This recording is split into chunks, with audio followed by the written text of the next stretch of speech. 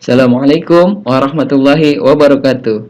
Halo semuanya, jumpa lagi dengan Pak Kahfi di video pembelajaran matematika. Di video kali ini yang akan kita bahas yaitu materi relasi. Ini merupakan materi SMP kelas 8. Yuk kita simak sampai habis videonya. Tekan tombol subscribe dan aktifkan loncengnya agar kalian mendapatkan video-video terbaru dari Pak Kahfi. Jika bermanfaat, silahkan share ke teman-temannya. Jika kalian suka, tekan tombol like. Yang akan kita bahas pada pertemuan kali ini yaitu yang pertama tentang relasi, penyajian relasi, fungsi atau pemetaan, dan contoh soalnya. Nah, kita masuk ke relasi. Relasi ini biasa disebut juga sebagai hubungan atau dalam istilahnya suatu aturan yang memasangkan anggota dari suatu himpunan ke himpunan lain. Nah, ini ada himpunan A, ini ada himpunan B. Artinya kumpulan data A dan kumpulan data B. A ini kita sebut sebagai daerah asal dan B ini disebut sebagai daerah kawan. Kalau misalkan ada hubungan seperti ini ya, nih misalkan A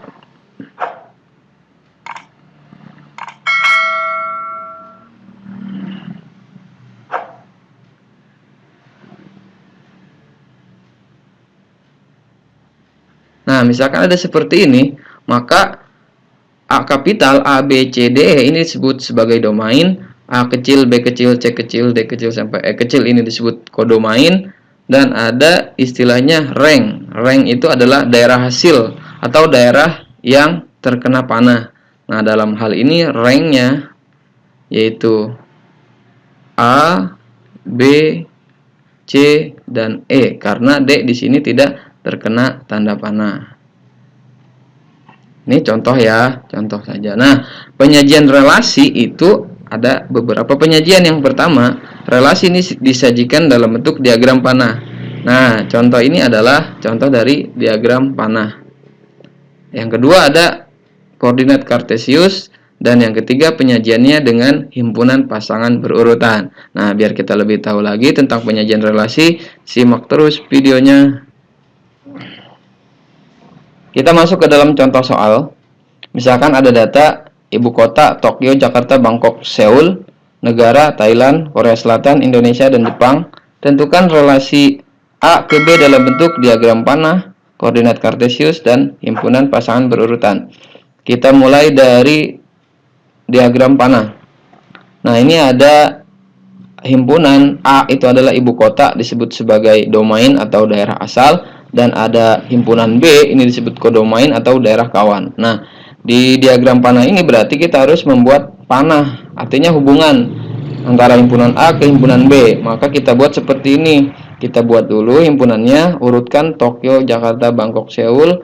Di himpunan B, Thailand, Korea Selatan, Indonesia, Jepang. Nah, kita bikin tanda panah nih. Misalkan Tokyo itu adalah ibu kota dari negara apa? Tokyo itu dari Jepang. Maka kita buat tanda panahnya seperti ini nih. Tokyo, Jepang. Berikutnya Jakarta, Indonesia. Nah, buat seperti ini. Terus Bangkok. Bangkok itu ibu kota dari negara Thailand. Dan Seoul adalah ibu kota dari Korea Selatan. Nah, ini yang disebut sebagai diagram panah. Jadi hubungkan antara himpunan A dan himpunan B dengan tanda panah. Ini disebut sebagai diagram panah.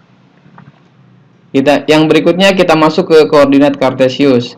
Jadi data A, ibu kota, kita masukkan ke dalam koordinat di sumbu X. Dan untuk nama negara kita taruh di sumbu Y. Buat koordinat kartesiusnya X, Y. Untuk X itu adalah ibu kota. Bisa kita tulis di sini Tokyo, Jakarta, Bangkok, dan Seoul. Dan untuk di sumbu Y ada negara Thailand, Korea Selatan, Indonesia, dan Jepang. Nah, kita buat Tokyo, ini ibu kotanya Jepang, maka kita hubungkan nih Mana koordinat kartesiusnya? Maka di sini kita buat koordinat kartesiusnya nih. Selanjutnya Jakarta sama Indonesia kita hubungkan. Buat seperti ini. Nah, maka di sini koordinatnya nih. Korea Selatan dengan Seoul. Nah, di sini. Selanjutnya ada Thailand dengan Bangkok. Nah, kita buat bisa ditarik garis seperti ini ya. Nah, ini disebut sebagai koordinat kartesius. Jadi kalian menghubungkan antara sumbu X yang ibu kota dengan sumbu Y. Ya, Y tadi kita sebut sebagai negara. Paham ya cara membuat atau menyajikan relasi dengan koordinat kartesius. Kita lanjut ke yang berikutnya, yaitu menyajikan relasi dengan himpunan pasangan berurutan. Datanya masih sama, A itu untuk ibu kota dan B untuk negara. Nah, cara membuat himpunan pasangan berurutan yaitu kalian buat seperti ini. Himpunan pasangan berurutan. Buat kurung kurawal. Nah, misalkan Tokyo berarti negaranya adalah Japan. Nah, kalian koma. Tokyo, Japan. Terus Jakarta berarti Indonesia. Terus Bangkok